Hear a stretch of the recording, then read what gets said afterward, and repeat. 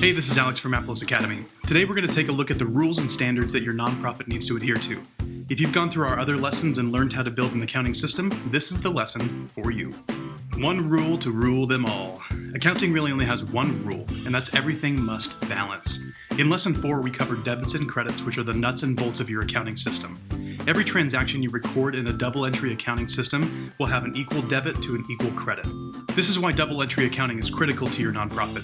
If you're able to record that you spent $50 of office supplies, but only $45 of it came out of the cash on hand, you've got an unbalanced transaction and it's going to cause some problems. Any software that you choose is going to have double-entry accounting, so there's really no need to worry about it. You'll just want to pick one that has fund accounting to make sure that you keep in line with the other standards we're going to cover.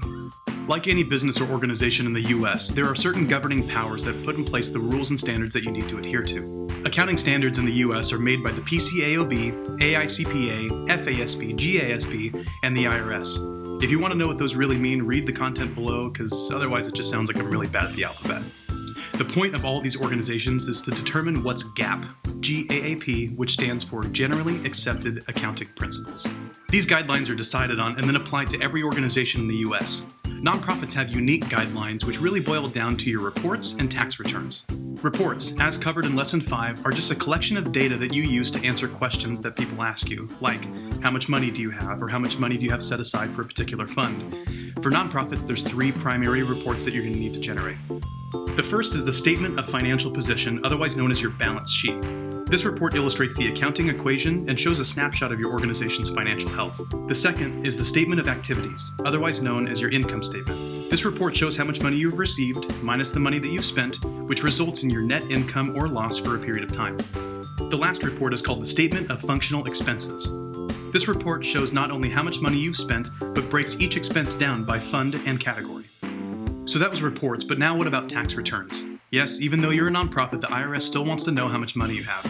Churches are exempt from filing this return, but a nonprofit needs to file what's called the Form 990 every year. The 990 return comes in 3 different forms: the 990N e-postcard, the 990EZ, and the full Form 990. The Form 990 e-postcard is required of any nonprofit with less than $50,000 in income during the year.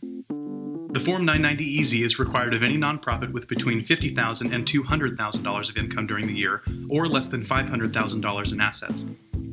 And the full Form 990 is required of any nonprofit with over $200,000 in income or $500,000 in assets. This return is due on the 15th day of the 5th month of your nonprofit's fiscal year, which if you have a January 1 fiscal year means it's due on May 15th. What if my fiscal year starts in December? April 15th. Quick math. Do it again. Hey, January. I already did that. May 15th. what if my fiscal year starts in October? It'll be in no-annuary. So what's next? This lesson completes our course of Intro to Nonprofit Accounting. If you've read all of our other lessons, then good on you. But if you haven't, go back and read them. Once you've completed these lessons, you're going to understand accounting, fund accounting, know how to set up a chart of accounts, enter transactions, pull reports, set up internal controls, and adhere to the rules and guidelines that your nonprofit needs. With this understanding, you're ready to move forward managing the accounting system for your nonprofit. Until next time, this has been Alex with Aplos Software. Be awesome.